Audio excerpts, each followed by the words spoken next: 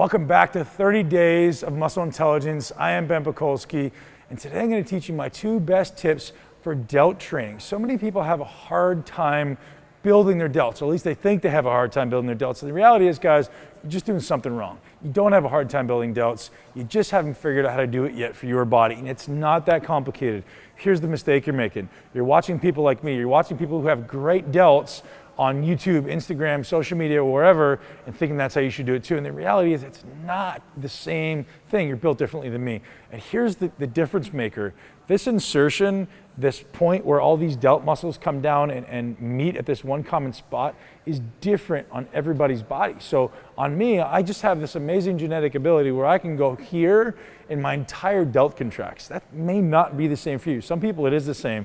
And I notice, ironically, maybe not so ironic, that it is the same on a lot of pro bodybuilders who have great delts. They can literally do anything and their delts are gonna grow. That's not the same for you. You're not Ronnie Coleman, you're not Mr. Olympia. So don't watch those guys train and realize the reason they built so much muscle is because their body just fits into these exercises so well. So here's what we're gonna do. Teach you how to set up for your body. The first thing you wanna know is what's on top works most. If I have a weight that's trying to push me in this direction, the dumbbell is trying to push me straight down, whatever then is on top is gonna be the greatest mechanical muscle that can resist.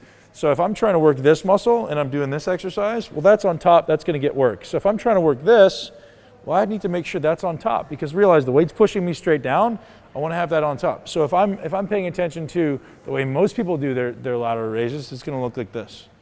Right? Most people are getting some body movement.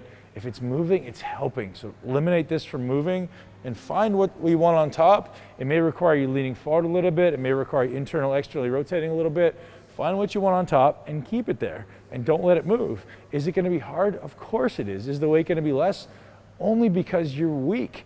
You're only capable of doing what you're capable of. Don't think that because you have to use light weights now that you're gonna use light weights forever. There has to be a learning progress, a learning process to allow you to get better and stronger. If you keep doing the wrong things and going more and more and more, it's just gonna get worse. It's just gonna be harder for you to hit those muscles the way you want to hit them. So set up, how you set up is gonna be the most important determining factor. So if I'm doing a press and I wanna work this, see what's on top.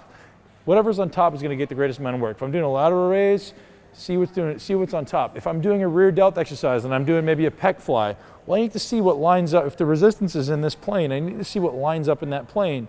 If I'm going like this, well, what lines up in that plane?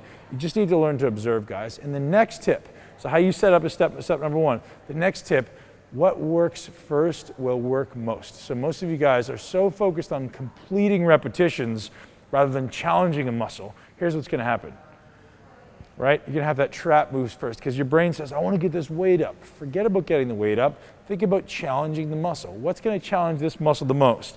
Well, the function of this muscle is to move just my humerus. It's to move this arm in this plane. So if I want to work that muscle most, just work that arm, just move that arm. Don't move this trap. The trap's going to move a little bit, but we're trying to really restrict it. So think about just allowing that motion to happen. And the reality is I physically couldn't go any higher than that. For me to go higher, my trap has to come up or I have to externally rotate my arm. So paying attention to what does this muscle do? And how do I make it work? So this muscle only crosses this shoulder joint, so I only want that shoulder joint to work. So your best tips for delt training, how you set up and what's on top is going to determine how much and what's working, and then make sure it's working first. Have an awesome day. Let's build some huge delts. Live your greatest life in your greatest body.